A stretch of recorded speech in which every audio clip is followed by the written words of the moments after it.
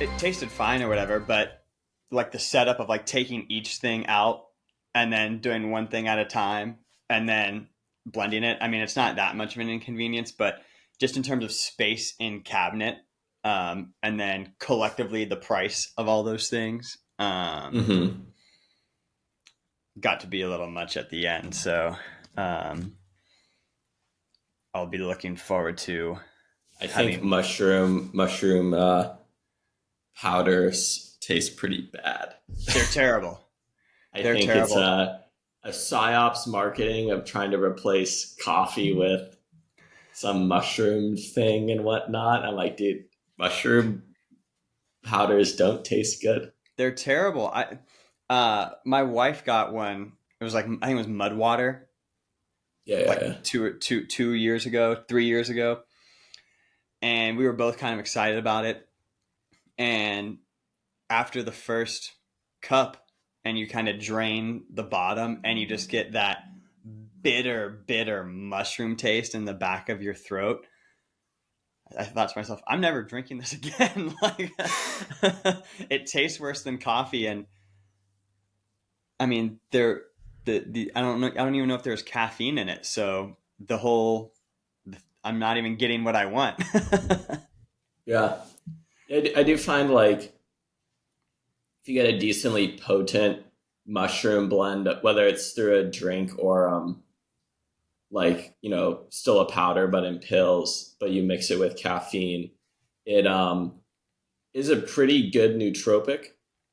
I know there's a lot of like nitric oxide products that use Hmm. mushrooms in it. I can't really speak to that from like an experience perspective, but as far as a nootropic, it seems to do pretty solid.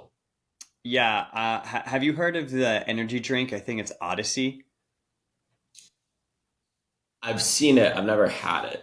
Yeah. So it's energy drink, but they have different blends. But I've tried a Lion's Mane one a couple of times, and it's carbonated, and so you don't really get the mushroom flavor, but they're not You don't get the super. ground to earth texture in there. Yes, which is a blessing. But they don't necessarily taste amazing either. It's not bad by any means, but if you're gonna drink like a white monster or a rain or whatever, it's gonna taste so much better than the Odyssey one. But I did like that it had lion's mane, and to your point, I feel like lion's mane with caffeine is one of my favorite things. I used to, when I first got into it, I wanted to buy, because capsules are more expensive. So I would Hmm. just take a half teaspoon scoop, shave off the top, and I would put it on my tongue and then take it like a pill that way. And I don't, I think you were doing that when we were at our first BDR in Arizona.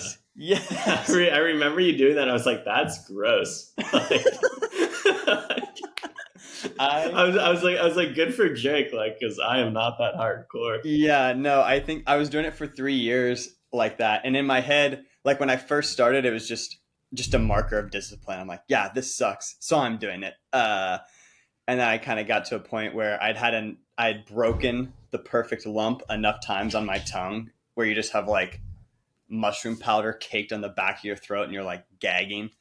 That Yeah, happened yeah, one yeah. too many times. I'm like, okay, we don't have to do Something this anymore. I used to do when I was like in college was I would have like a little shot of like apple cider vinegar in the morning or something. Supposed to be good for you, good for your gut. Um, but one morning, I must have been sick or something, or maybe I was out late partying. I don't remember. It But I happens. took it and it just hit the back of my throat, and the back of my throat was dry and it was so acidic.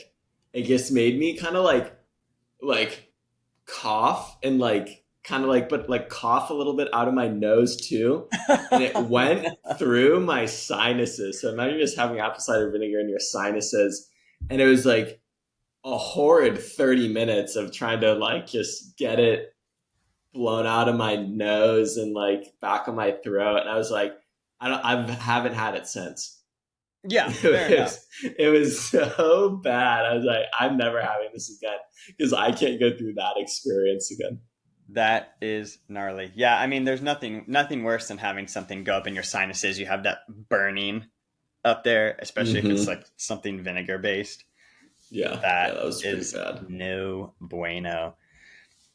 Well, I guess before we get too much into conversation, Hopwood, welcome back on the show, man. Thanks for making some time to get on this thing. Happy to be back. Yeah, so for those of you who haven't watched every single episode, if you haven't, why not? Go back, watch them all. But Hopwood's been on here before, and he has his own supplement company with a buddy of his named Ben, who will be on here in just a few weeks. We been carving out. There it is. There it is. Finally have Nice. it. Oh, it's so dope, dude. Well, I think when I had you on last, it was Jan. Do you remember what time of month it was, or what time of year it was? Like how many months ago that was? It was like late last year, at least probably 7 months. We were Gotcha. definitely still in like the development phase then. Yeah, for sure, for sure. I don't even know if at the time you had even nailed down. Like, I think you're still trying to find people to develop. Yeah, we probably had some manufacturers we were working with, but Hmm. now looking at it retrospectively, far from finding the one that we actually went with and was able to make the product. Yes, well, because I remember one of the stories was they just cut like all the things you wanted in half. They're like, oh, Oh it's yeah, a yeah, yeah. it's a supplement company, so we just They, figured. they, they were like, oh, it's a sports supplement, so we made it less. We're like, how does that make any sense? And I mean, after that, I think after that one, I collectively we had probably reached out to over 100 different manufacturers around the world. Oh wow. And I think we had probably sampled with like eight more, and then there were two that really stood out. And then, from there, we really spent probably like 4 or 5 months just sampling with them to try to get the flavor right. They could make the formulation, but the issue is that having two of our ingredients, rhodiola rosea and Panax ginseng, their root extracts, Hmm. very bitter.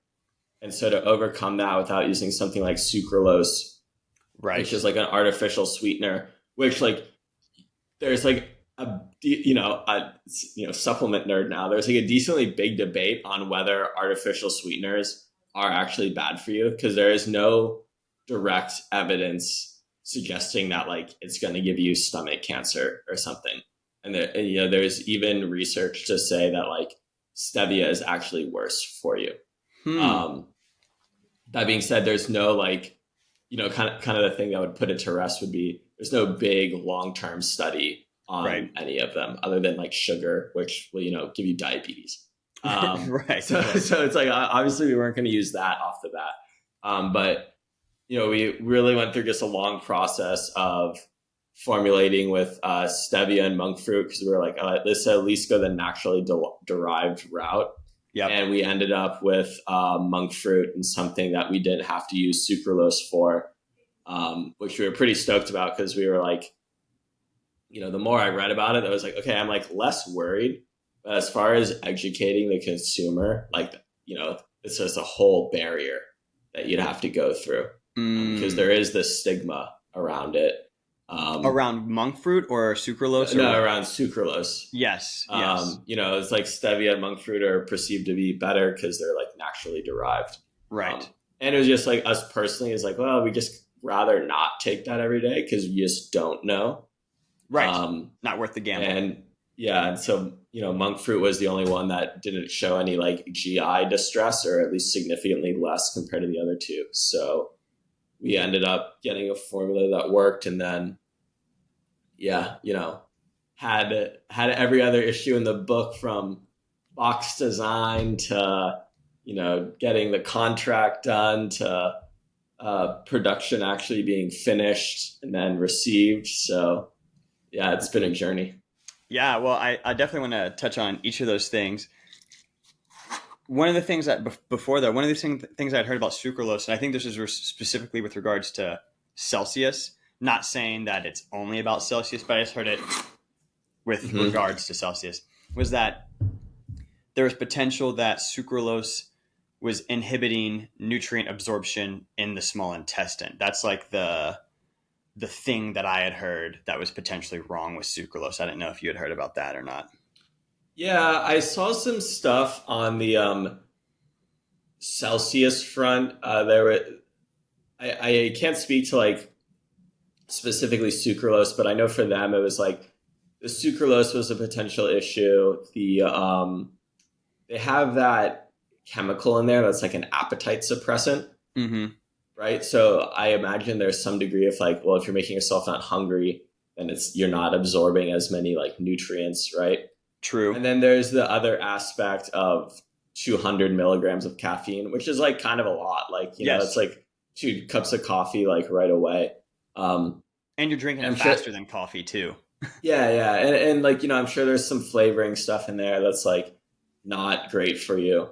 Um, so yeah, it's one of those things where, yeah, taking it every day probably does start to become some kind of issue, right? I don't think there's any any evidence that having more processed things in your diet is like better for you.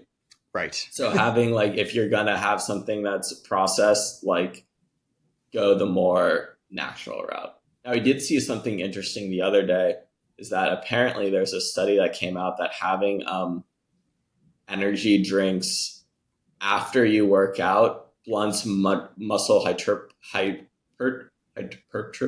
Yeah, by hypertrophy. 90%. 90? Yeah, which I was like, that seems That ridiculous. seems so high.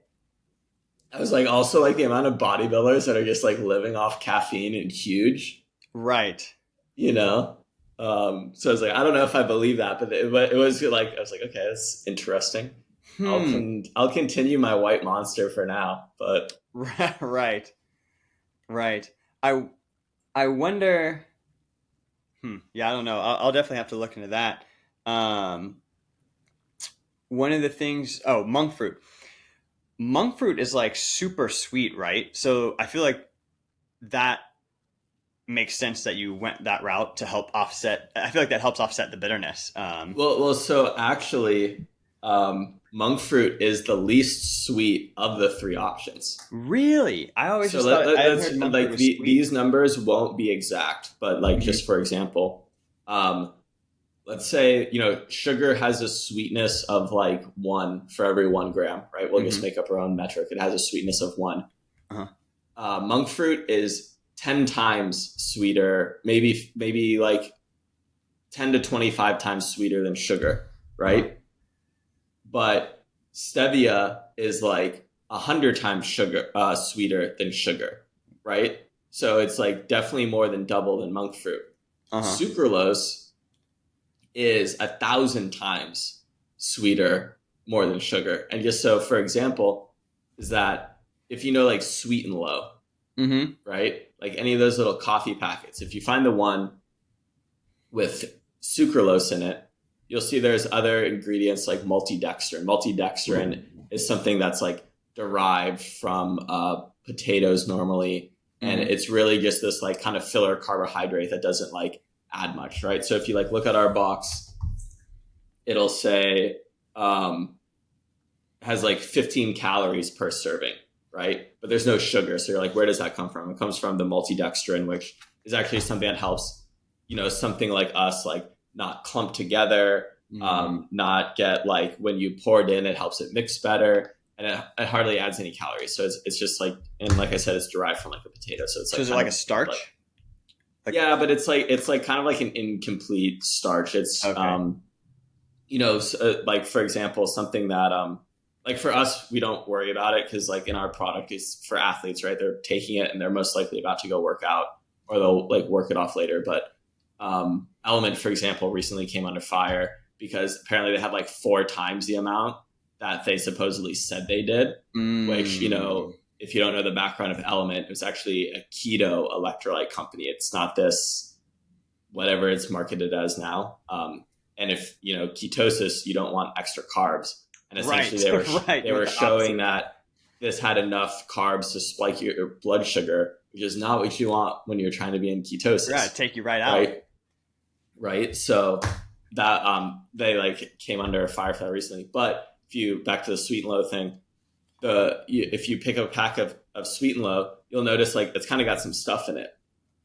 Most of that is not sucralose. The amount of sucralose that you put in to sweeten something is so small that if it was literally just the sucralose and you were to open the packet, you'd have no idea whether you really got it in your coffee or not. Whoa. It's such a small amount. It's so potent. They're like, yeah, like, part of it for us is like all this other non-caking helps it mix better. It helps a little bit with flavor, but they're like, also the amount of like, if you took out the creatine in ours, the amount of ingredients that would actually be in there would seem like nothing. I gotcha. Okay. Yeah. Interesting. Yeah, I definitely want to get to the ingredients, but let's catch folks up to speed of the last 7 months. And so you had kind of hinted at, you got screwed over, and then what you said you reached out to over 100 different manufacturers. What is that like? Like, how do you find these people that produce, or these companies that produce, and what is that process like? Yeah. So we did like Googling only gets you so far. Like they are kind of difficult to find. You can go on Alibaba, and no knock against Alibaba, but not everyone. Like you can actually find really good manufacturers on there, and you can also find very bad ones that are just trying to like sell you something, right? Mm-hmm. And so the route we went down is we tried to find lists of manufacturers that had the certifications that we would want in our product. So looking for things that are like FDA, GMP, NSF. And so some of these various like compliance people, like companies, they'll have ways in which we were able to go create lists. And so I would like find the list, put it in ChatGPT, have it export it into an Excel, and then just start going through the websites, making sure the email is right, and just like emailing them and then following up like 2-3 times. And at that point, we had already talked to a few manufacturers, right? So we knew what to do right off the bat of like, here's our formulation, here's like the MOQ we want, tell us your certifications, what's your turnaround time? And that just kind of like expedites the conversation. And I mean, that still probably took like 2 months, 3 months, because you have to, reach out to a bunch, reach out to the ones, keep following up. You got to get pricing. You got to like negotiate like MOQ, because a lot of them are just like way higher than what we were going to do. What is MOQ? Minimum order quantity. So for example, gotcha. It's like when we order these for our manufacturer, we had to order 1,000 boxes. Mm-hmm. And it's like 1,000 boxes per flavor, right? Sure. So you can't split your minimum order quantity between multiple flavors. It's like one SKU of a product. And so we had to find one that would still give us a reasonable price on a lower order quantity. And then you got to a lot of them were like, I don't know. And you got to kind of negotiate with them. It's like, oh, well, we've started this, we have some doctors as our kind of research background people that advise us. We have people that are interested in investing, but we need to prove the product out first. And we can't do that with a large order. And so you kind of got to go through this little sales pitch on the back end of why they should take the risk on you of making a smaller order. Because most factories, right, they don't make a lot of money from making these small orders. Sure, that makes sense. I mean, I can imagine they're looking for crazy bulk orders most of the time just to make it worth their time. At least I should specify on custom products, right? Because a lot of these, if you go on Alibaba, and you'll see a lot of things, honestly, that are just like, oh wait, I've seen that like oddly PowerPoint labeled, like, um, black sea moss, like supplement thing in the clear bottle. And like all of that stuff comes from China, right? Like we had so many manufacturers like, oh, like these products are really popular, you should sell that. We're like, we don't want your like off the shelf thing that like is not properly dosed for like the 10 different things that are in there that you take one pill for. We'll pass Right. on that, right? So Uh-huh. like you also, luckily we knew what we wanted to create, but if anyone's ever thinking to start one, like you got to kind of like fend for yourself, because if not, you will get led astray.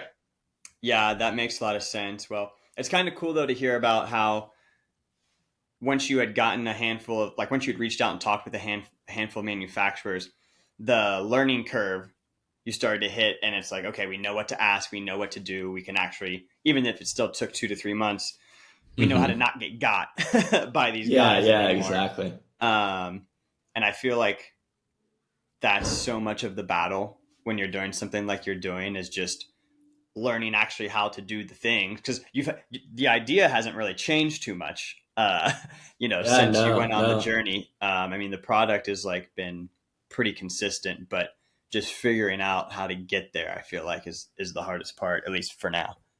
Yeah, no, I was thinking about this the other day, and I was like, obviously I don't hope for this to happen, but I was like, if this were to not work out and I had another idea, like I could spin it up so much faster this time at like a much higher quality, right? Like within a week, I can make a website that's probably even a bit better than the one we already have right now, just because I took so much time to make that one and learned so much about like the tool and design and like what to have and what not to have. And like, I know how to like find and like work with the manufacturers and kind of like what works, what doesn't work. You like know where to push back, right? Like I can't tell you, Jake, we talked about this on our call yesterday, but this sachet, right, is the size of my hand, Right. right? Like it's pretty big. And we had a lot of pushback from like manufacturers of like, oh, like that's too much powder, like, oh, that's gonna taste bad. And it's just like one of those things where, you just gotta like kind of keep pushing, because, none of our ingredients separately are innovative, but when you put it all into one thing, like Right. there is not any other product on the market like it that I'm aware. It's kind of like really a performance hydration stack, right? It's not just electrolytes.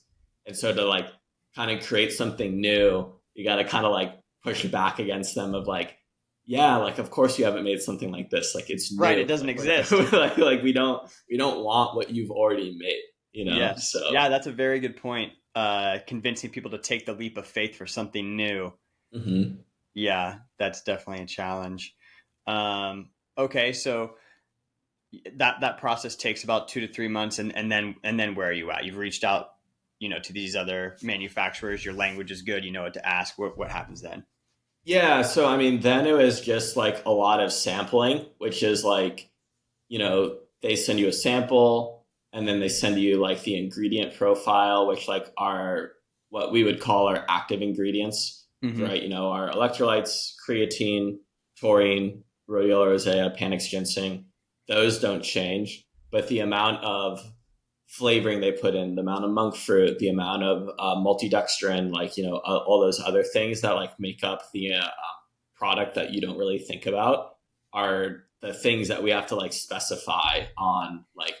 And it's kind of this funny thing where we're like, like this is too sweet, like this is still bitter, like like can you make it more like this? And it's kind of this like very loose thing that's up for interpretation. Mm. um but I mean, it probably took us like 6 rounds before we landed where we landed. And something that is tricky that some people say is like, oh, like good luck with the production batch, like ending up exactly like the samples. And like we're so lucky, like they taste exactly like the samples that we Blessing. got. Like we took that first taste. You can find it on our Instagram. Like that, Yes, that yeah, was I saw actually that. the first taste. And like I drank that, I was like, oh, thank God it tastes like the samples. I was like Oh, what a so worried, relief. What a right? relief. That's crazy. What is this flavor called? It's called black currant. That's right. So it's a fruit in primarily in Southeast Asia, and there's like this famous drink in Singapore called Ribena. It's kind of like this sugar grape juice drink for like kids, more or less. Hmm. But people love it here, right? And for the American listener, it's like this really sweet grape flavor. And I was hesitant at first. There's a bit of a marketing angle for us, right? Being in Singapore, you make something that kind of tastes like people's childhood. Hmm. And that was Ben. I give that full credit to Ben for that because I'm not Singaporean, Hmm. and nor is he. But he had kind of been here as a kid and has some family here, so he knows a bit more about the culture. But I was like, I don't know, like Element's not necessarily sweet, right? Like that's kind of what I know. I was like, I don't know if I was like, why is Element good? They have great flavors, right? That's what makes Element good, and they have Yes. good marketing. They're kind of there first. I was like, I don't know how I feel about something like sweet, right? And like now where we have it, I was like, this is so easy for me to get up and drink in the morning. I just like put some like not even cold, just like cool water into it, and it tastes so good. It's almost more of like a liquid IV profile, but without the Sure. sugar in it. Right. Okay. Um, and so yeah, I was like pretty stoked on the flavor. We're working on a few more right now, so Nice. we'll see how we get those Gotcha. Are you coming allowed to in. Yeah. share what those potentially could Yeah, yeah, be? yeah. So we're assessing yuzu, which is like Japanese lemon. Mm-hmm. I think the yuzu, passion fruit, and mango. Nice. Yeah. Nice. That sounds good. Because the sachet is a little bit bigger, how much water do you mix it with? So I have like in here, this doesn't look very purple on your end, but it's purple on mine. Right. The That's 500 milliliters, which is 16 ounces, I Okay. think. Um, and we recommend anywhere between 16 to 32, with kind of the sweet spot being 750, which is 24 ounces. Okay. So I mean, just this morning, I just need, I had these glass jars. I just needed something quick, put it in there. It's definitely more salty and sweet in like a smaller thing. Where if you put Hmm. in something bigger, it's obviously a little bit like less Diluted. diluted. Hmm. Yeah, but Gotcha. even in the smaller thing, I think it, stronger flavor, but it's not like horrid or something. Sure. So I'm sure we talked about it the first time around, but why why performance meets longevity? Like what was there an inciting incident that made you think, this is what's missing from the market, or how did you and Ben come to the conclusion that this is what was needed? Yeah, so it was kind of like multiple parts. When Ben and I decided we wanted to start something, we didn't really know what we wanted to do other than we wanted to just make something that one, like actually worked, and two, like we were going to be the consumer of, right? Like more or less, we didn't want to sell bullshit, like, because we're just like, Yes. we'll just stay at our day jobs. Like, that's like, we don't need to like make another bad product on the market. Like there's plenty of that. And so we kind of just got to like thinking of like, well, like we're already kind of like, both of us like mix together electrolytes and creatine pretty much every day. And then we also experiment with other stuff. So it's like, what if we made something that's kind of like more performance hydration, right? And Ben is really into, high rocks and CrossFit, kind of that hybrid athlete lifestyle. And our goal was like, how can we make something that can help you perform better today while also kind of taking care of your long-term health, right? And so that's, we can dive into it later, but that's how we came up with our ingredient profile. And as we were thinking about it, we're like, oh, well, if you look at the market, it's kind of split between kind of three things, right? So there's the pure kind of muscle building, old school meathead side of the gym, right? Hmm. Which was always like your hardcore pre workout, kind of where creatine originally sat up until Yes. recently, Yes. right? And, you know, while I don't think pre-workout is innately bad for you, I do Mm-hmm. think there's a lot of like questionable ingredients, way too much caffeine, and doing that kind of stuff every day is probably not good for your long-term health, For right? sure. I would agree with And that. then there's another side, and this is kind of on the hybrid athlete part, right? So you got your strength part there, and then on the other side, you know, with a hybrid athlete, you have your kind of endurance running cardio side.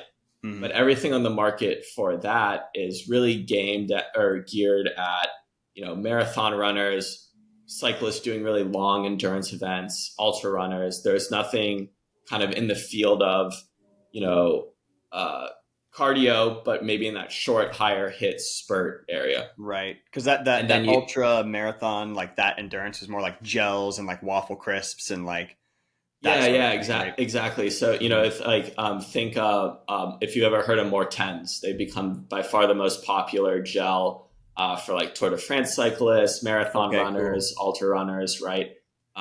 They've really, you know, taken the cake with that. And then the kind of new upcoming aspect of, you know, I'll even say athletics, but of, you know, kind of maybe life, you could say, is like longevity. And like with longevity, you also get like health span and lifespan. Yes. And other than Brian Johnson, there's no there's no real like kind of like clear supplement angle for taking stuff that's good for your long term health, right? And with Yes. the Brian Johnson supplement line Blueprint, while it is great and it is science backed, you know, a lot of it is based on his NF1 experience, and a lot of it is very diluted for, let's just say, your average consumer, right? It's made to be very safe. Anyone could take it. And when we kind of looked at all of these things, it's like, well, we're running, we're lifting, but we're not this like average person because we're doing all these other things. Like we Mm-hmm. need, you know, we need the full 5 grams of creatine. We need more electrolytes, right? Where, you know, something like that is lower. And so we kind of saw this like angle in the market where, you know, there's like this middle spot of like, well, people want to lift and run and they want to do it for as long as possible, so why Yep. don't we provide the supplement that kind of hits on all of that stuff? And so, you know, it kind of came from our own need in realizing that like, oh, there's probably like a lot of other people in the market that want the same thing. And one of the doctors that we first met with when we were kind of like pitching him to like help us and like review the product, he goes like, oh yeah, he goes, I like mix my electrolytes and creatine every morning. It'd be great to have one thing that isn't like, you know, Perfect. it's so silly, but it's like you think like, oh well, like, you know, I'll mix like my electrolytes and creatine, like whatever. And it's like, you know, I was telling you before they started recording, is that like I was like, oh, like I got to get my stuff together. I got to get my 3 things. I was like, oh wait, I just like have this now, right? We only got this two Right. days ago, so it's like I just tear it, pour it, and like go. Um, and you know, just for the like audience, like the way we priced it is all of our ingredients. You can't buy it as a retail consumer, even in bulk. Make it yourself, and you know, good luck trying to make it taste good because I know it tastes horrible without good flavoring. For cheaper than what we sell it for, right? Beautiful. So not I only remember are you you telling me getting that. the convenience, but you're getting like the best price point um, that, you know, we can provide while still making a company that can, you know, grow and make new products and try new things. Yeah. I mean, that's awesome. I mean, that I love it so much just because that of that last part where if I were to take the time, because it is time to order all those things separately, it would still be more expensive. I think that's really Mm-hmm. cool, and I think that if I'm a customer, which obviously I am, but uh, like Yeah, you're I, our only represented American athlete. hey, that's right, baby. That's so funny. But yeah, I mean, if I'm the customer, I'm like, oh, cool, these guys are looking out for me. They want me to get access to supplementation that is affordable and convenient, and I think that feels good when you're looking to buy something. It's like, oh, okay, I'm not getting gypped right now, and It's going to be awesome. So when would you recommend taking this? Like, is this like when you wake up in the morning, during workout, post workout? Like, what is the best time do you feel like to sort of go in on that? Yes. So definitely recommend either before or during workout.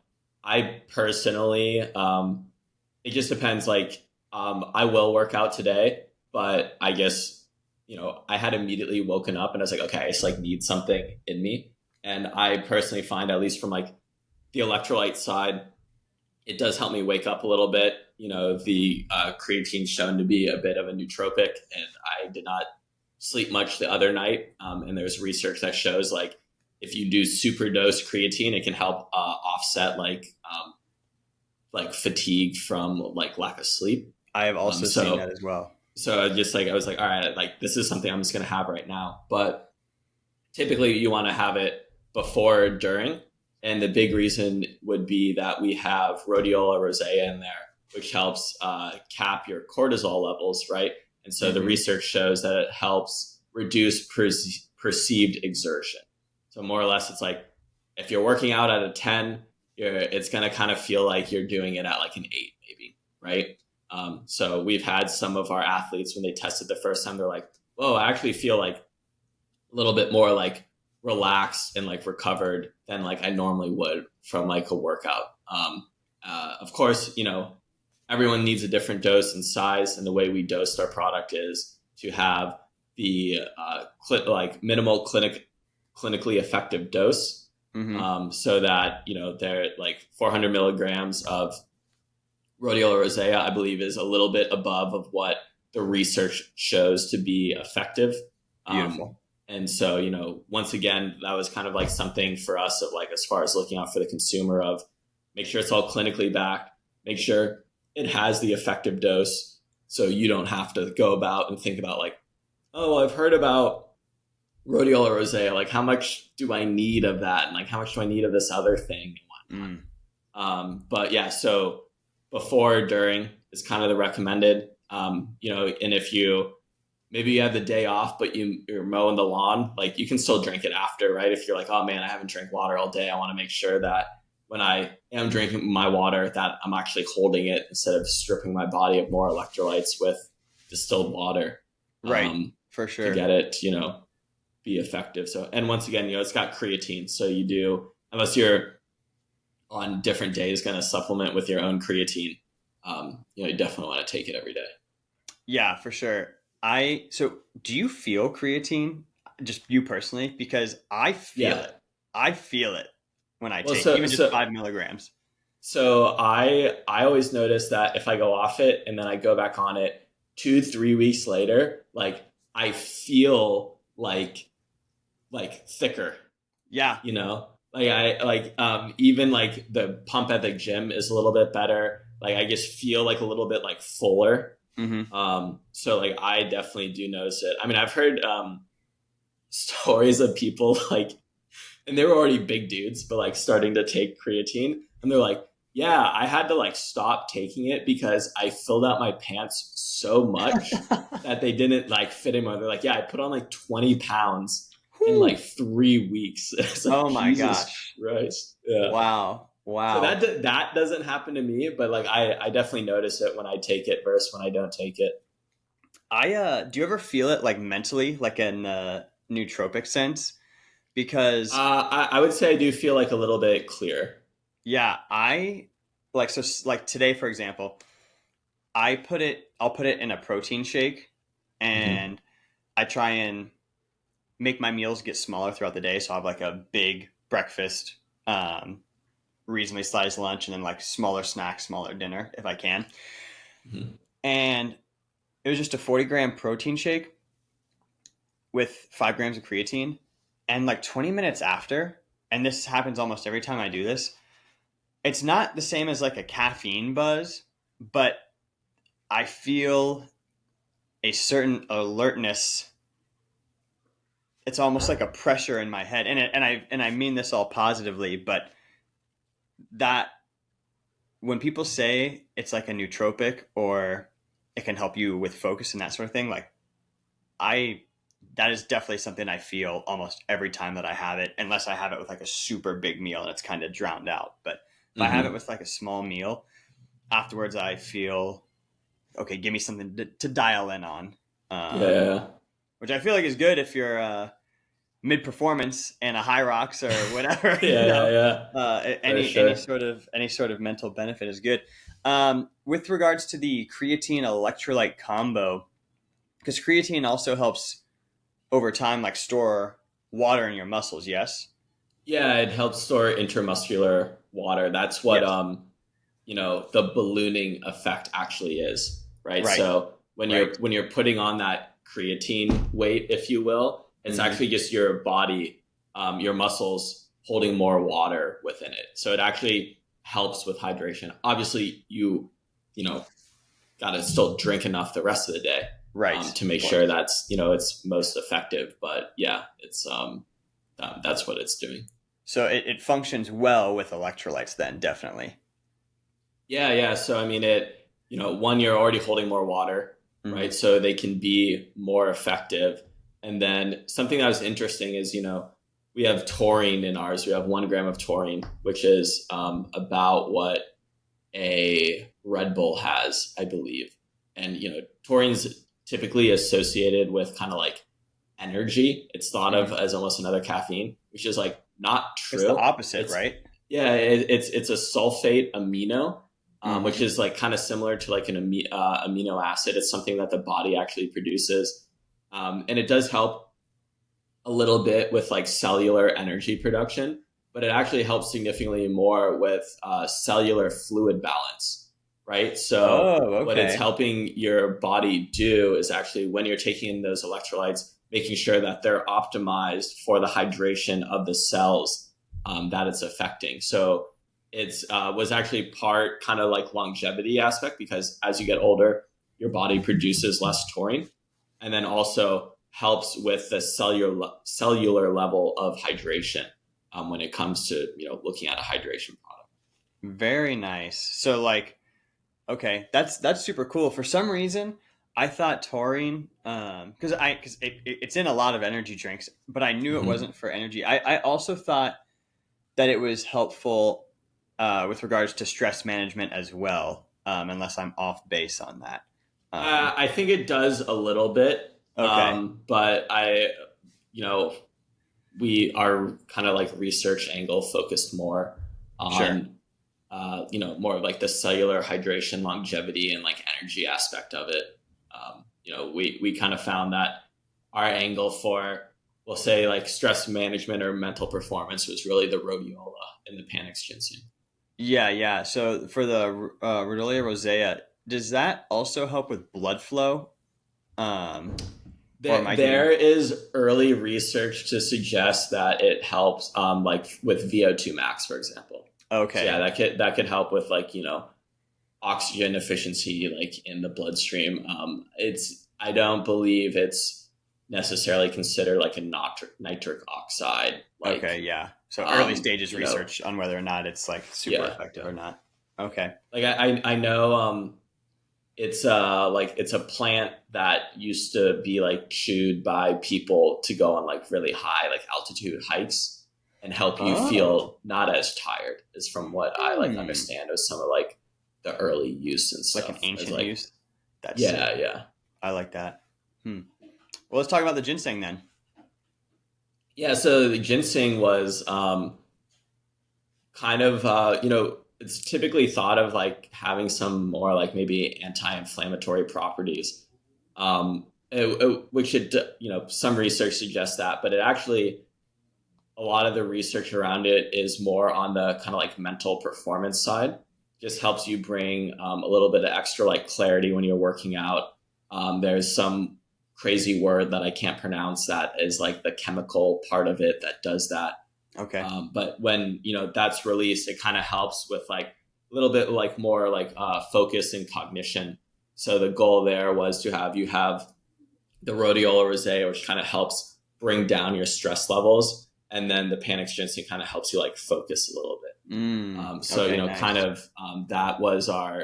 They're not nootropics, right? They're adaptogens. Right? Yes. They affect the body a little bit more than they do the mind. but kind of our, we'll call it like the mental performance aspect of it, of just helping, bring down the body a little bit so it could perform easier, which also ultimately helps with recovery, right? If you're less stressed after you work out, your body feels less stressed, you're going to be able to bring yourself down after the workout and recover better, which is, really like, regardless of your supplementation, the key to longevity and performance and doing it for as long as you can. So it's, kind of making a base for that recovery. That's the most important thing. Yeah, I'm really glad you brought that up. A while ago, when I moved from Chapel Hill back to Columbus, one of the members at the Orange Theory in Chapel Hill got me a book called The Power of the Downstate. And it was Mm-hmm. by Dr. Sarah something or other. And so it's just, I can't remember her last name, which is embarrassing because I was looking through the book today. But what you brought up is so critical. And I think for people listening, what Hopwood said is crucial. If you're ramped up before bed, especially like an hours leading up to bed, and you go to sleep, you'll still get, your REM sleep, you'll still get your slow wave sleep, your deep sleep. But what Hopwood is talking about, if you're able to finish a workout and then sort of come down quicker and level out your heart rate a little bit and relax and not feel stressed or overly fatigued, and you're able to creep into that down state, the amount of sleep that you get, even if you got 7 hours, but you got 7 hours of kind of more upstate sleep versus downstate sleep, the quality is going to increase so much. So you're going to get a better dump of growth hormone at night. You're going to feel more mentally rested. That growth hormone is going to cause you to repair more. You're going to have bigger muscles if it is, and if you were working out. So I think that's super cool that you have some adaptogens in there that are going to help you come down after your workout a little bit better, Mm-hmm. and be ready to repair a little bit. Would you ever recommend people do like some breathing exercises or meditation after? I mean, kind of a silly question because maybe you should just do that after a workout, even if you're not supplementing, or do it before bed. Yeah. I mean, definitely thanks to Huberman, cat's out of the bag on doing something like NSDR. Mm-hmm. I personally use breath work Yes. to wake up. I Oh, find okay. trying Yeah. to do it to like, if I try to do it to sleep or like, or even meditate, like it wakes me up a little bit too much. But like, Okay. for me, like if I like read before bed, like dude, 10 minutes into whatever I'm reading, I'm just like, I can't, I'm the I can't do same this. way. And if I really can't sleep, like, I use the Waking Up app sometimes. They have some NSDR in there that like Mm. does pretty well. But I wanted to touch on the point that you were saying of that there's a interview with I can't remember the guy's last name, but it's like Pabu Topsolini, the guy who Yes. brought the Yes. The kettlebell to him. Russian exercise dude. Yeah. Yes. So Uh-huh. so he talks about how there's this one Olympic level powerlifter guy who would literally like nap. His coach would wake him up 10 minutes before he had to do his lift. He would go Mm. do his lift, like, win, and then like go back to napping. And he Mm-hmm. is talking about the like ability to like raise your, self up to the level you need and drop yourself back down is a much better like indicator of like potential performance than it is to just like bring yourself up and like grind for like a very like long period of time. And there's actually, you talked about breath work. There's this book called The Happy Body. Mm-hmm. For the people that are maybe, just getting into working out or not super into it and they want something kind of easy to start. It's designed by this guy named Jerzy Gregorek, who's like he ex, like Olympic level powerlifter, taught the UCLA powerlifting team for a long time, like really famous guy. And in his book, he recommends that after you work out, you should like lay down for 5 minutes and listen to some calming music and Mm. like just breathe, because it's like the ability to reduce your stress level, like you were saying, is the what's going to like really help you recover. And we live in such a stimulating world now, especially if you live in a city, you're kind of always on, there's always things going on. So being able to find those moments of like kind of being able to bring yourself down are becoming more and more critical. Yeah, well, Chris Bumstead, he, and for those of you who don't know who that is, you should definitely Google him.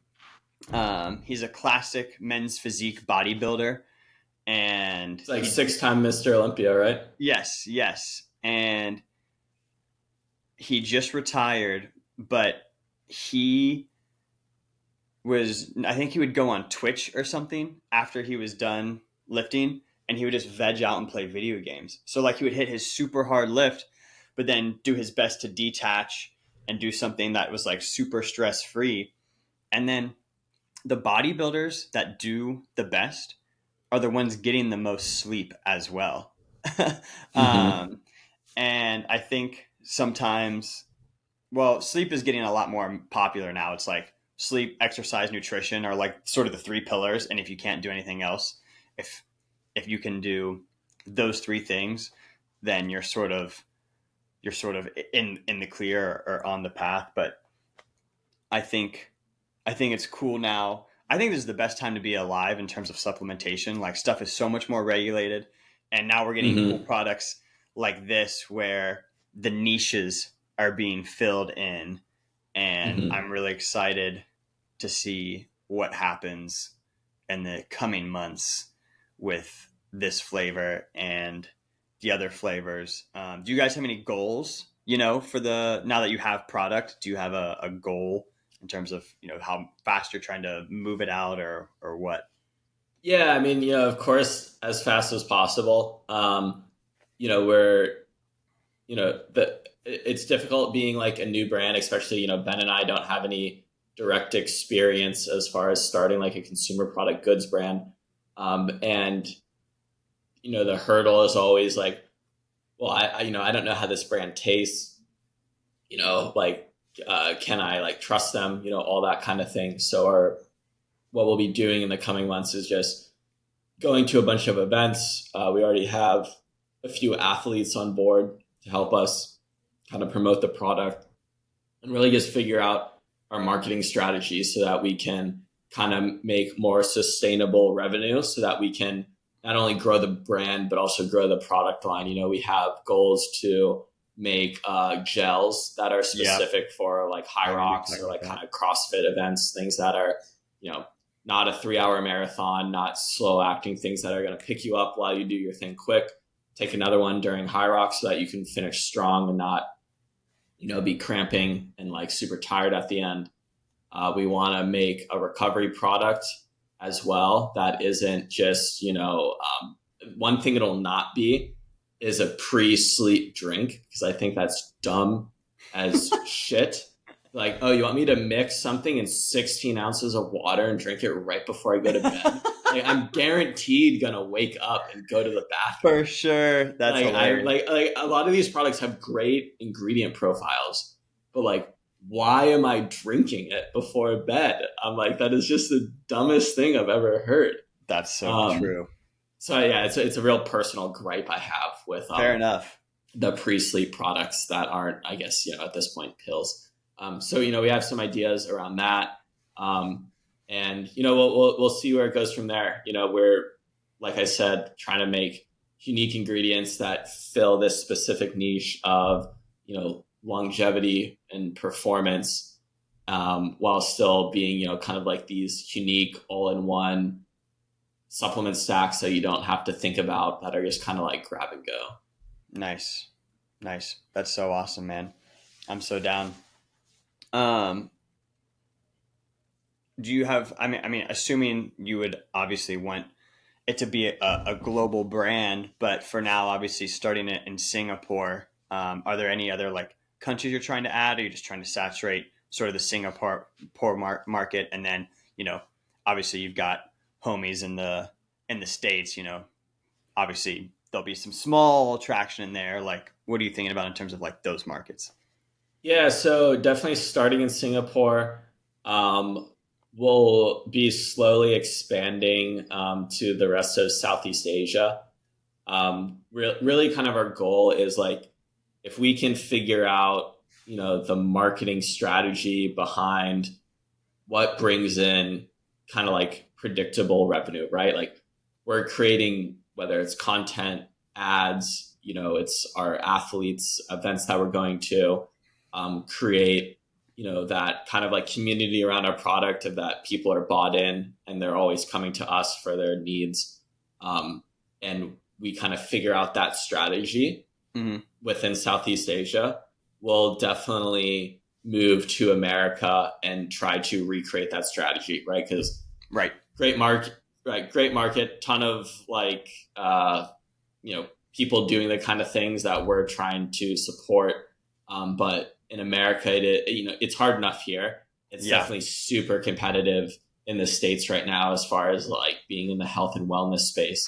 Definitely. So if we can figure it out in a less, saturated market and really kind of like get our, kind of gears turning and like kind of be lockstep, definitely go to the US, whether that is, how hard we focus on it or just kind of set up operations there so that people can get the product cheaper and we can just kind of like start. Because, right now we do ship from Singapore, so it'd be quite expensive.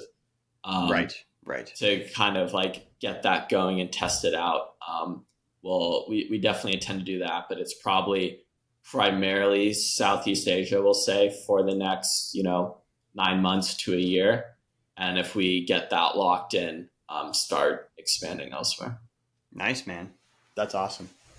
That's a heck of a game plan you got going on. I know. So there's a High Rocks. I might have mentioned this. There's a High Rocks in Chicago in November. I think were we texting about this? Well, which one? There's tons of High Rockses. There's one in Chicago in November. I just can't rember. There's one in Chicago end of next month. Yes, but that one's like a finals, right? Yeah. So that's World Championships. So we actually gave some athletes some product, and they'll be representing us there from Singapore.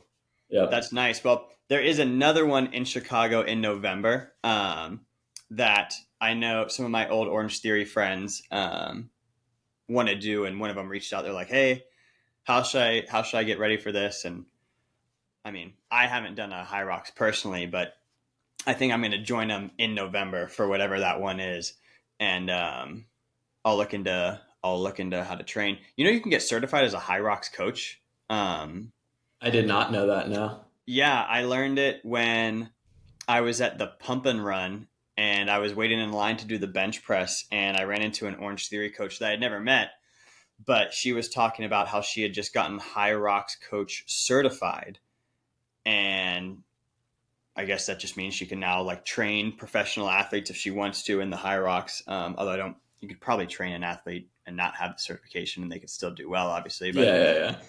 But I looked into it and it's a real thing. I mean, you can get certified through them as an athlete or certified through them as a coach. But I mean, I didn't realize how much traction it was picking up over here. Like when you first mentioned it, I was like, oh, okay, cool. And this maybe like a year or so ago.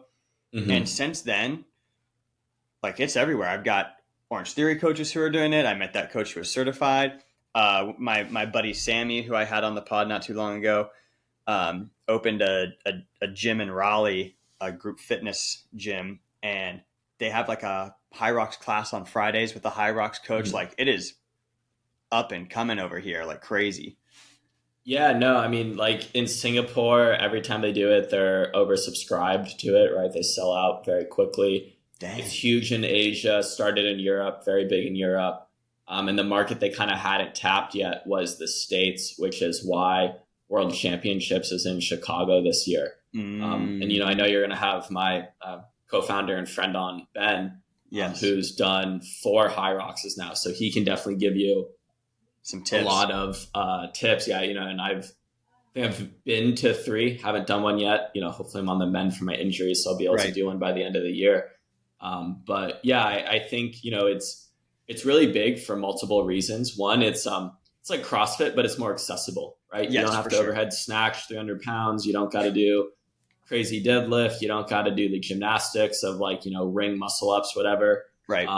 And there's also the aspect of, you can do it on a team, right? So you can do doubles. Yes. You can do mixed doubles, which means like if you and your girlfriend, you and your like partner, whatever, Mm-hmm. can do it together.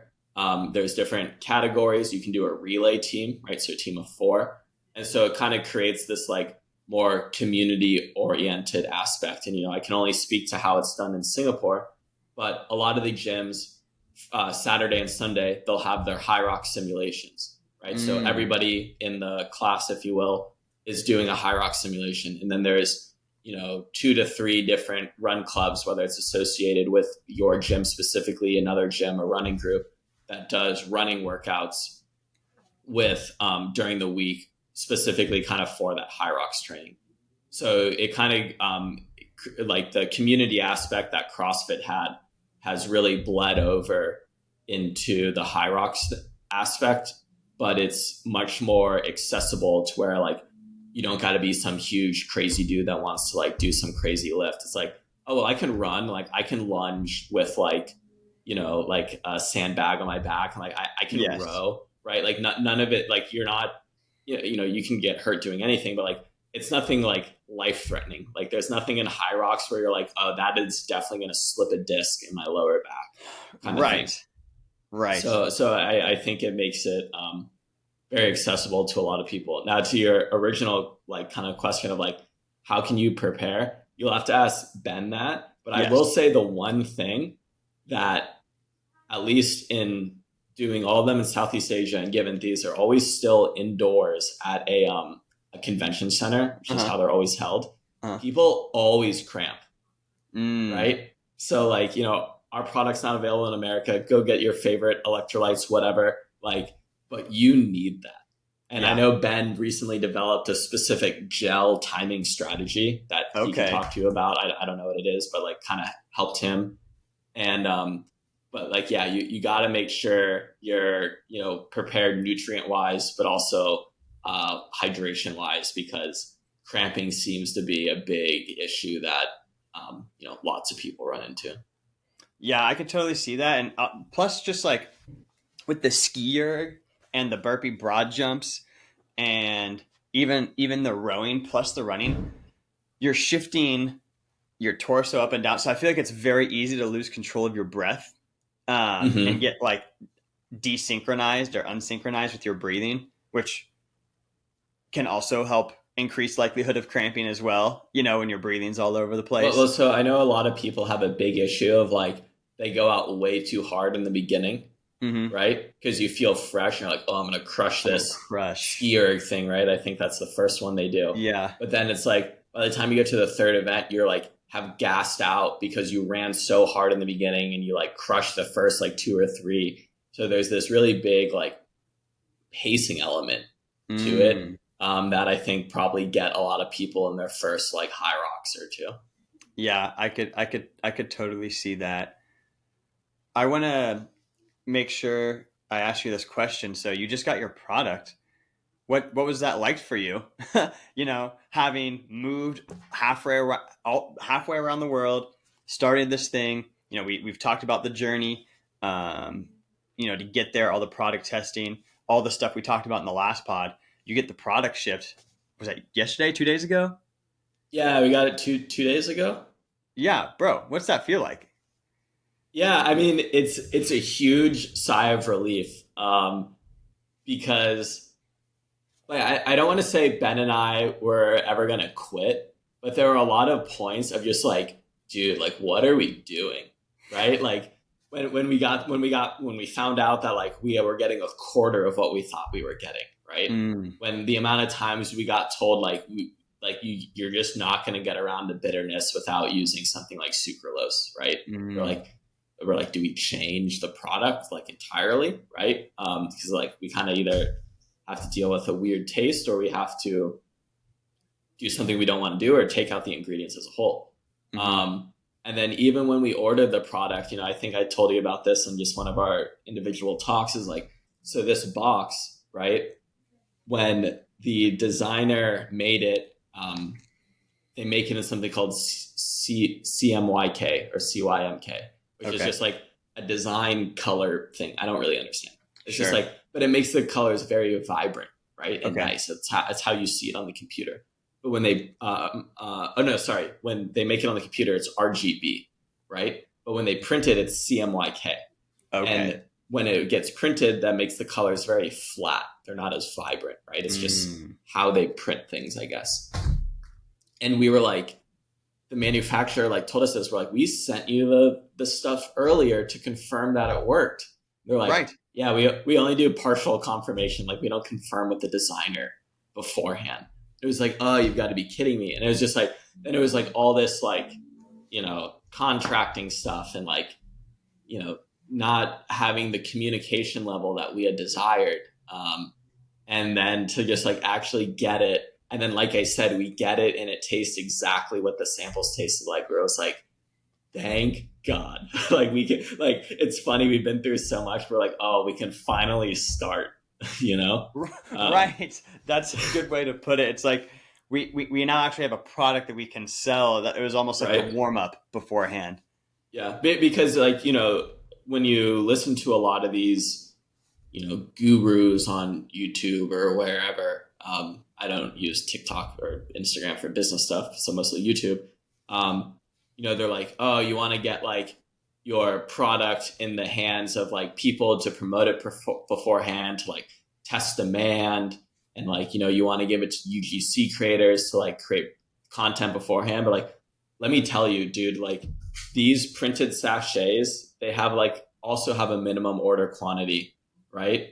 And so you can't just like get your product pre-made ahead of time with like a nice sachet in this box. They give it to you in this like foil thing that looks like a sachet, but there's no branding on it. And Gotcha. so like, you're like, we use like a designer to make some like still images, but like a lot of that stuff that you hear is just like for a small company that doesn't, want to outlay a lot of capital. Like you just can't do that stuff. Like, so for us to finally have the product to be able to give to people, to go to events with, for people to try, right? Because that's a big hurdle. Like you don't want to spend money on something that you've never heard of before, that might not taste good. And so to like have the product for us, it really feels like, oh, now that we can get it in people's hands, we think the messaging is right, the product tastes great, it'll get people to buy. So now It's like for us, it feels like it really, really starts. That's so sick. When I'm going through like a tough time, or I see a vision, but I know it's going to take a while, but it's a personal goal. I can just be like, oh well, I'll get there eventually. But what is it like working that out with a partner? And I don't mean like in a drama sense, but just like, you're like you said, you both are asking yourselves like, what are we doing? How do you like, if one person down, is the other one picking the other person up? Is it like a marriage? Like, like, how did you both stay focused and committed, and how are you certain of each other's conviction, during those times? Yeah. I don't have a great answer for you because I feel like it just kind of depends. Mm-hmm. Right. And I feel like there's some points of like one or the other talking the other kind of like off the ledge. Like, I can just remember at one point, like Ben was like, do we just like take out like the rhodiola and the panax ginseng, right? Like that seems to be the biggest issue. If we just take it out, then like we'll be fine. And I was just kind of like, no, I say we figure it out, because if we take it out, then like we lose like a big unique aspect to our product, right? If not, like, sure, it's like we have then a convenient product of, electrolytes and creatine, but like the kind of performance aspect sits a little bit on, that part. And we looked at other ingredients and there was just nothing kind of like as good that we could like work with for what we wanted. Mm-hmm.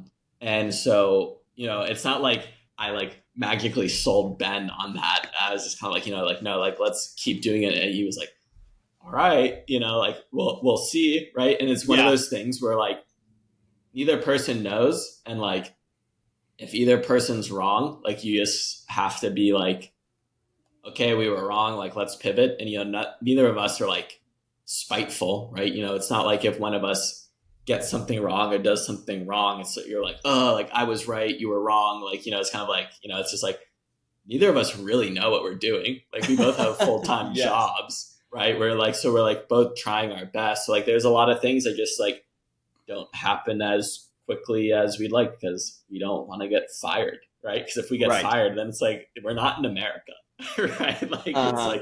it's like a little trickier if like one of us like loses our job. Um, so yeah, it's like, you know, just kind of like sometimes someone has more faith about like one particular thing or is driving one part, and you just kind of like let them do that. And you know, I think now because we've been through so much, like we do, you know, I don't want to say have faith in each other, but like faith in the process of like we'll figure it out, right? Hmm. Like even Ben and I had like a conversation last night of like, oh, do we want to like do this particular thing for events? Do we want to do that? Like, oh, well, this is going to cost us this, and like there's just all these like uncertainties of like how to go, and like, you know, I think of like Jeff Bezos like has this thing when he was at Amazon. He's like kind of like if the other person seems more like other person or team has like high conviction of something, but he doesn't necessarily see it. He's like would essentially say something along the lines of like, I don't agree with you, but I'm committed to it, right? Because Hmm. you seem to have like, you know, that this is better and like, you know, this is your area, and like not certain, but we don't have time to argue forever about this, Right. right? So like, okay, like I disagree, but we're gonna like commit to this direction and we're just gonna move with that.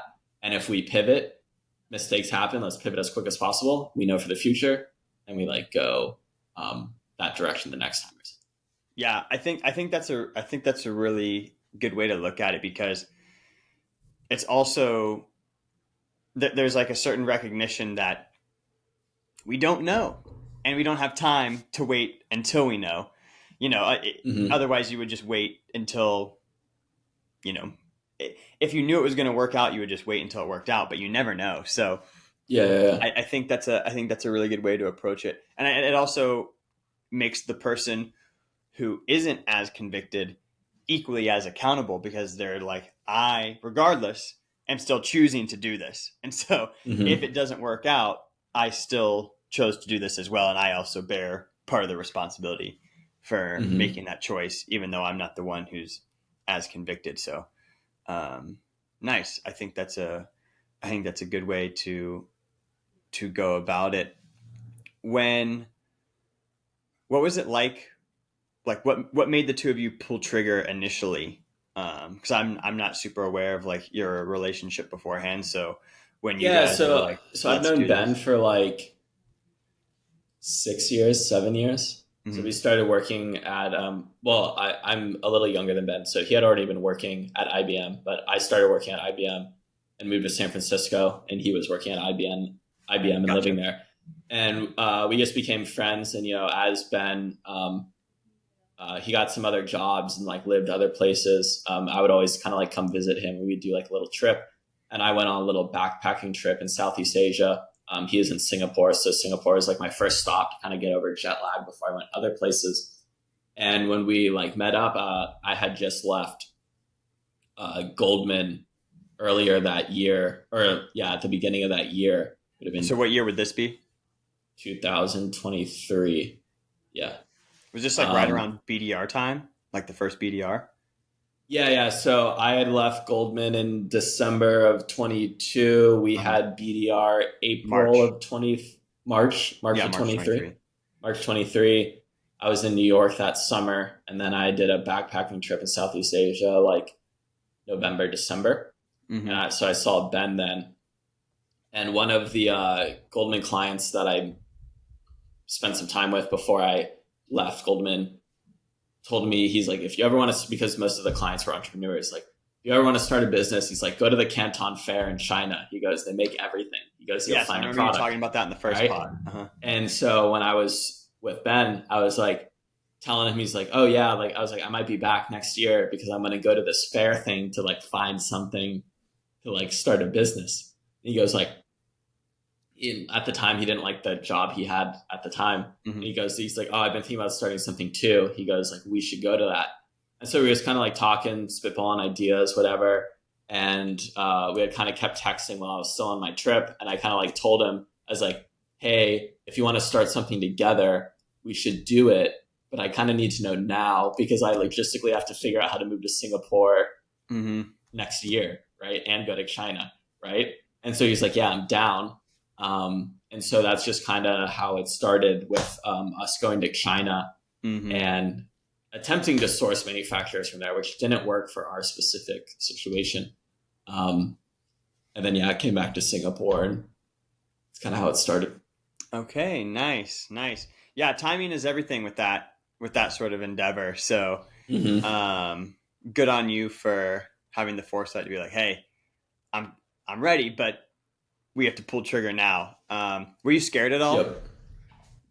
Not necessarily because like my part of like my decision making framework is like, what is the best story, right? And Mm, there's also like zero downside risk for me, really. I mean, of course, there's like the opportunity cost of like, your like my friendships in the States and these are obviously like years that go away from like being with my friends or like, developing community. But it was like, I knew if I didn't go and do it, I would regret it more than like staying. Um, mm-hmm. so it was just kind of like, well, like even if this doesn't work out, like I still have like the job I have. Um, so it's like it's no loss of like income, and like Right. it'll be a cool fucking story even if like the thing fails. It's like, most people are lucky to be able to go abroad and work. It's like I went abroad and tried to like start a company. Yeah, Um, so I was like, this seems kind of like a no brainer. definitely. One of the I've probably told you and the other BDR dudes this multiple times, and I've said it before on the podcast, but one of the reasons I started Thing was because I was starting to have regrets that I hadn't started something already, and it was like starting to eat me up inside. And so, Mm-hmm. even though I wasn't entirely sure of, you know, goal or aim or whatever, it's like, whatever, iterate, figure it out as Mm-hmm. you go. But I feel like that so far, I feel like I want to be one of the takeaways, at least of the first year and some change of this pod, because that's something that keeps coming up with people that have like started something is you don't the living with the regret just would outweighed the unbearableness of living with regret outweighed any sort of potential fear of failure. And so Mm-hmm. if I had one sort of like plea to the small audience that listens to the show, it would definitely be don't let that regret build up. Like just go for it. And I think that's also another cool thing about the pod because it's like, bro, you're up and coming. I'm up and coming. Like it's it's the part in the book that is the first chapter where it's like I went to school here, I did this, I was here for 5 years, I worked on these skills, but it's like the first part, and then you get to like the product and the big story. But this is like Mm-hmm. the grind chapter, and I feel like Yeah, that's what's definitely. cool is you get to like come and learn about people who are just like in the shit, like figuring it out, like doing their Mm-hmm. best, learning as they go, and then getting better, and then watching them succeed. So like if you go back and listen to, the last episode that you and I did together, and then, you're listening to this one, you're like, oh shit, Hopwood did it. He, Yeah, yeah. he got the product. And, even if you guys haven't started really selling yet, or, you haven't achieved some of those goals that you want to achieve yet, like you're doing the thing that you want to be doing. Like 2 years from now, if all goes well, you'll be doing the same thing just at a larger scale, Mm-hmm. and maybe you'll live in a different spot or whatever, but you'll be doing the same things just larger. And 2 years from now, I'll still be doing the pod, hopefully just with like a larger audience, but like doing the thing is the reward. Like success is great, and obviously you want to build something successful, and that's cool, but like that's been something I've been trying to remind myself of recently is like, dude, you're doing exactly what you want to. If you're still doing this in 4 years, like that's that's great. Like, so I feel like it's Mm-hmm. cool just to hear your story and to think about the future, but also to recognize like, hey, he's doing it now. Like the dream is happening now. Mm-hmm. Do you ever think about that? Yeah, like this may come off like kind of like wrong, but like the way I think about it is like if I'm like, I have a full-time job and like I do this and I get stressed like and whatnot, but I just often Sure. think it's like, oh, like I could still work my old banking job, right? And I'm like, no, this is way better.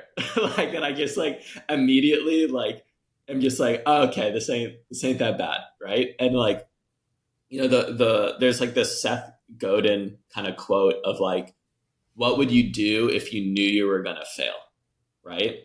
And if whatever Hmm. your side quest is or thing that you want to do, thing that you regret that you haven't started, if you were to do it and fail and you would regret doing it then it's not the right thing for you, Mm-hmm. right? Like, if you remember what I was just saying is that like, how could I possibly regret moving to another country and trying to start a business, right? Right.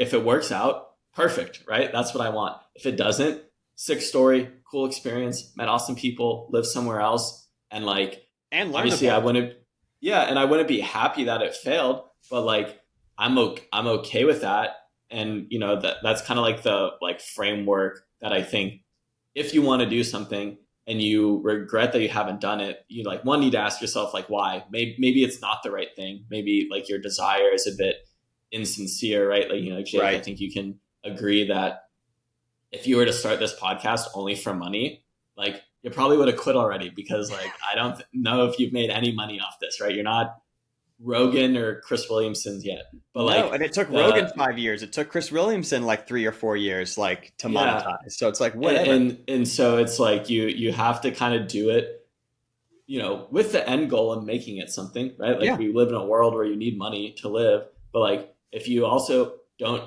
enjoy the process and you would feel bad about it failing, then it's probably not the right thing for you to approach, right? Because that'll create a whole nother kind of regret of like wasted time, opposed to like, I can speak like for myself of like, let's just say this just didn't work, and for whatever reason I had to go back to the US and like get like just I don't know some job where I had to like show up to the office every day. Yeah. At least like for me I could tell myself like, well, at least I tried, right? At least I like did the thing that I wanted to do and lived on my own terms for a bit, and like I think I would show up to an office with much more peace and like sleep much better at night knowing like I tried and it didn't work out, and like I can't regret that. But in knowing myself, I'd be like, all right, cool. Like I guess I just got to work this job until I figure out what I'm going to try to do next, right? It's Well, just like that's just like it's just who I am, and it's like, I've read these things on Reddit of like people like regret not, you know, keeping their day job and trying to be an entrepreneur and they make less money and whatnot. I have friends that continued down the tech sales path that I did not, and they make a lot of money for mhm. someone our age, like way, way more money than I make. But I also know like if I were to have kept doing that, I'd like, dude, it would just be soul sucking for me. Like I'd rather make how much I make now and kind of like do the path that I'm on than like have just kept showing up and like making more money, but like being forced to be at one spot and sell something that I just don't care about cloud services like I used to. Dude, Just like I just don't care. I so hear you, and I completely agree. And I'm glad you said that because, like, if for whatever reason it didn't work out, you said, I'm going to go back to the day job. In my head, I'm like, yeah, like he's not going to fucking do something else. Like you would get the bug, you would think of another idea, and you eventually you would have to scratch the itch, and you would go out and try and execute the next thing, and you would have had all the experience of doing hybrid health and Mm-hmm. and launching a product and doing all these things already under your belt. And so like, yeah, if you fail, dude, like you get a job and then knowing you'll catch the bug again and you'll try something Yep. else. And like Definitely. it's whatever. And so, and I think it's just such a positive way to look at things. And, sort of like, so But Hopwood, let's be clear. It doesn't always feel like that. no, no, You no, know, no, no, no, no. I don't want to paint some like rosy picture. I'm like, well, if we feel, I'm like, no, like, dude, we have 1,000 boxes in our apartment that we need to sell. Like, we're not For even close sure. to our break even number, right? Like, we want this to work.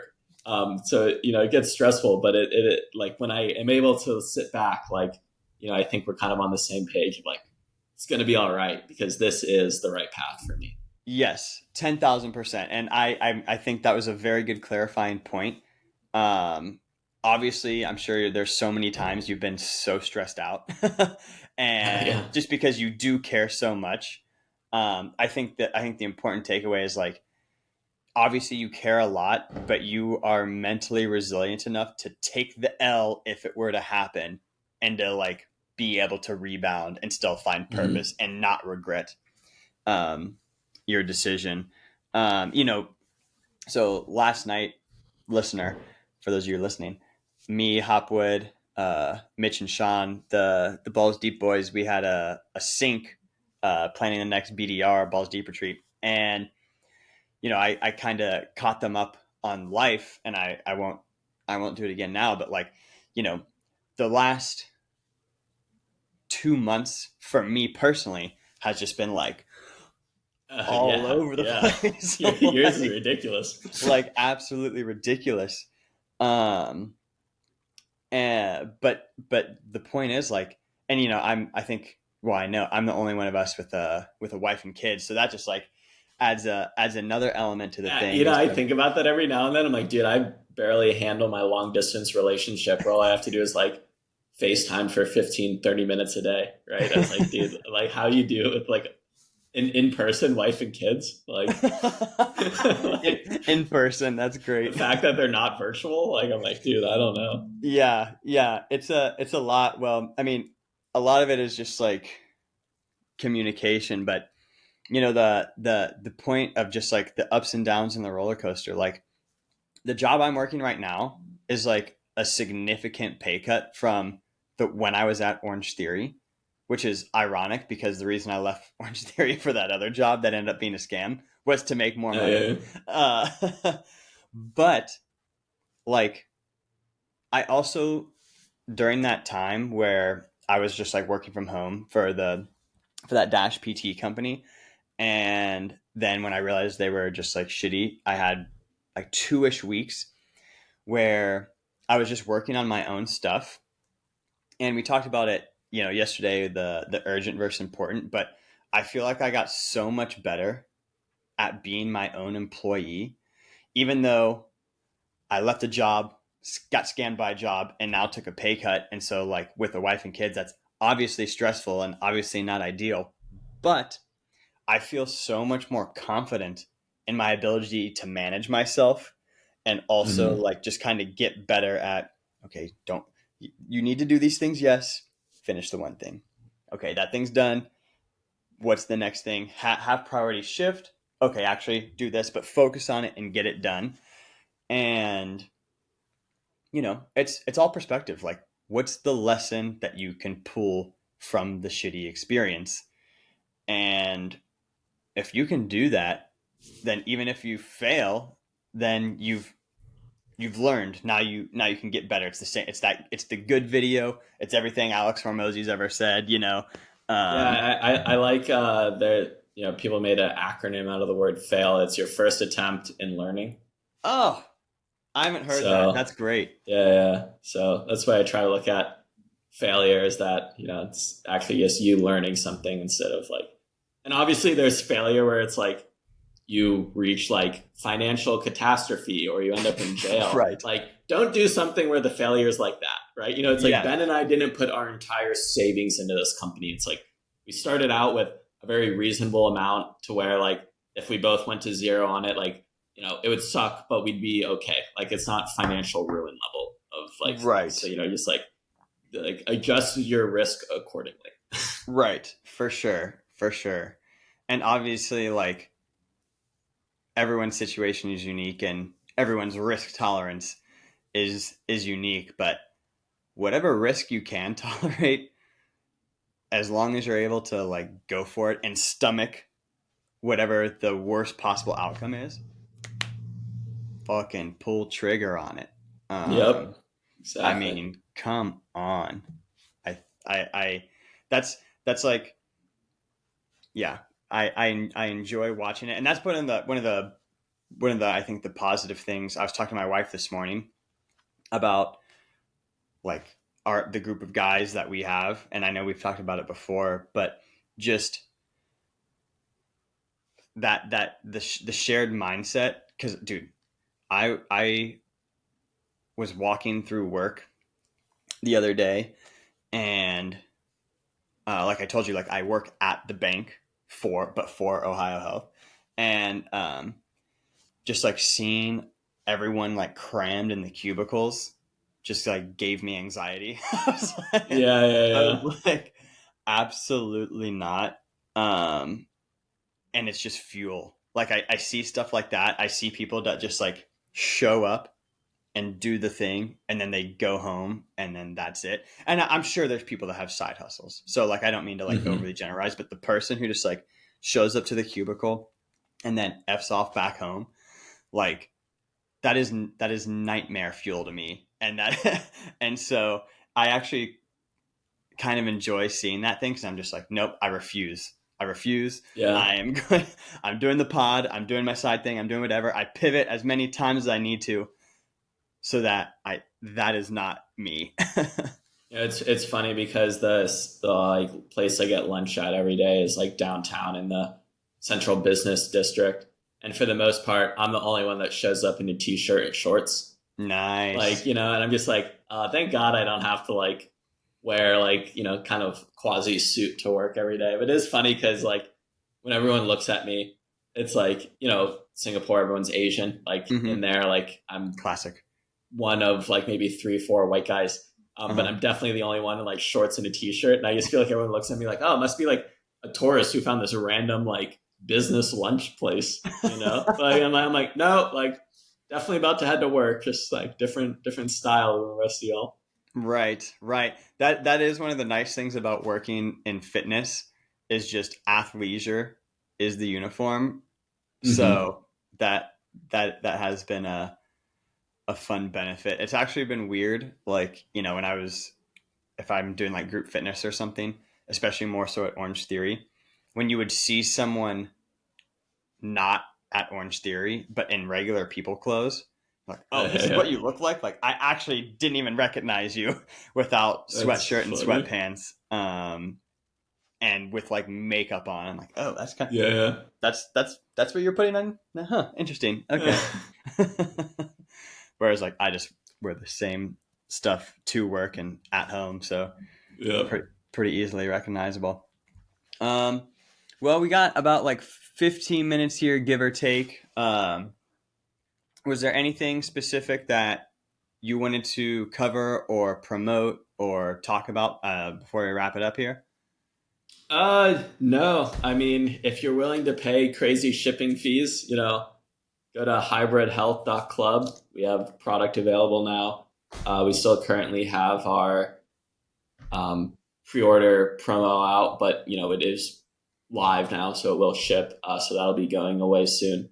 Um, but no, I just appreciate you, having me on the pod, supporting me Yeah, brother. through it. I think we've kind of talked about the product in every way, and I hope the next time I'm on, we have big updates on new flavors or potentially like gel.